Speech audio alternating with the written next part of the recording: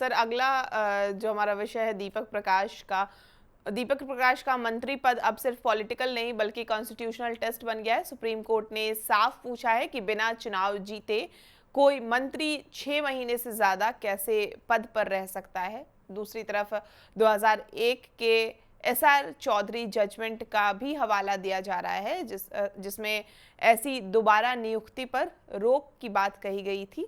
लेकिन सवाल सिर्फ कोर्ट का नहीं है, पॉलिटिक्स का भी है। अगर मामला जो है वो इतना साफ है तो उपेंद्र कुशवाहा के बेटे दीपक प्रकाश से इस्तीफा क्यों नहीं दिलवा रहे?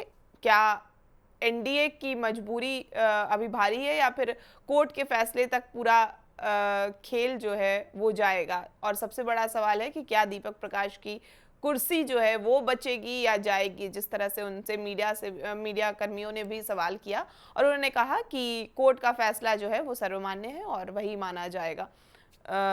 आपकी प्रतिक्रिया सर इस मतलब मैं कोई विधि का विद्यार्थी तो हूं नहीं, मैं तो थोड़ा बहुत राजनीति को समझता हूं और पत्रकारिता समझता हूं। ठीक है, विधिवेत्ता बता पाएंगे इस मामले में कि कानूनी पक्ष क्या है, अदालत क्या फैसला करती है। लेकिन एक सामान्य बात जो एक राजनीति शास्त्र के विद्यार्थी के रूप में मुझे समझ में आती है कि राजनीति केवल नीति से नहीं चलता बल्कि नैतिकता से भी चलता है। अगर राजनीति में, लोकतंत्र में नैतिकता खत्म हो जाए अगर, तो फिर राजनीति जो आम जनता की भलाई के लिए नहीं हो सकती।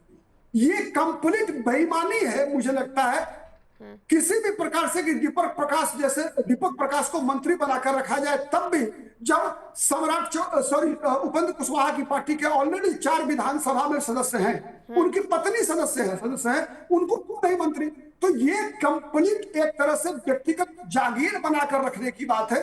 और जहां तक गठबंधन की राजनीति है, मुझे लगता है कि भारतीय जनता पार्टी आज देश बड़े केवल बीजेपी दोषी नहीं है इसके लिए, हर राजनीतिक दल इसके लिए जिम्मेवार है। जहां नैतिक मापदंड राजनीति से गायब है, केवल और केवल सुच्चा वोट बैंक, माने एक संकेत दिया जाता है कि एक व्यक्ति को चेहरा बनाकर कि वो जाति उस व्यक्ति की जागीर है और वो जागीर का इस्तेमाल जो है उसके बदले शासन करता है।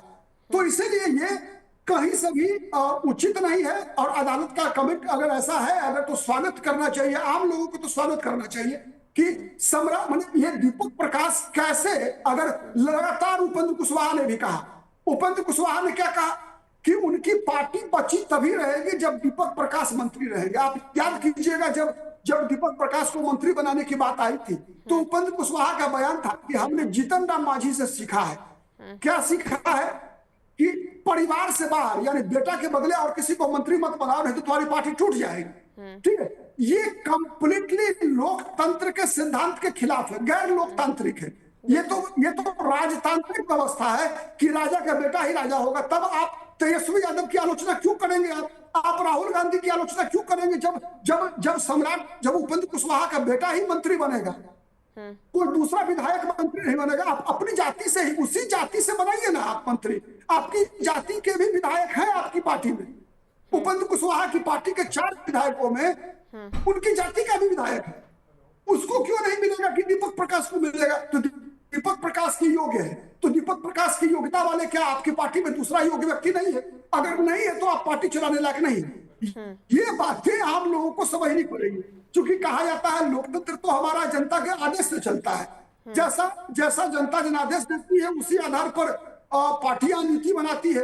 तो ये एक बड़ा संकेत ओवरऑल कह सकती है। आप बांकीपुर का भी जनादेश होगा कि यदि कोई बड़ा परिवर्तन होता है तो ये संकेत होगा।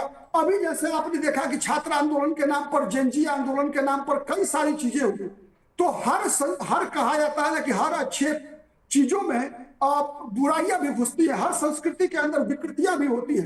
तो ये मुझे लगता है लोकतंत्र की, भारतीय लोकतंत्र में बहुत बड़ी विकृति है कि इसको जोड़ दिया गया है एक व्यक्ति के साम्राज्य से, उस व्यक्ति को उसकी जाति से, और फिर उसके उस जाति के गौरव से जोड़ दिया जाता है। और उसी का परिणाम है कि दीपक प्रकाश का मंत्री बनना केवल और केवल शुद्ध कह सकती है वोट बैंक के लिए, जनता को गुमराह करने की बात है। इसके अलावा इसमें कुछ भी नहीं है। आज बताइए, सम्राट चौधरी जब मुख्यमंत्री हैं तो फिर केसी कुशवाहा को प्रतीक बनाकर, आप दीपक प्रकाश को प्रतीक बनाकर आप कैसे राजनीति कर सकते हैं? अगर कुशवाहा सम्राट चौधरी के नाम पर वोट नहीं देगा तो क्या दीपक प्रकाश के नाम पर वोट देगा एनडीए को?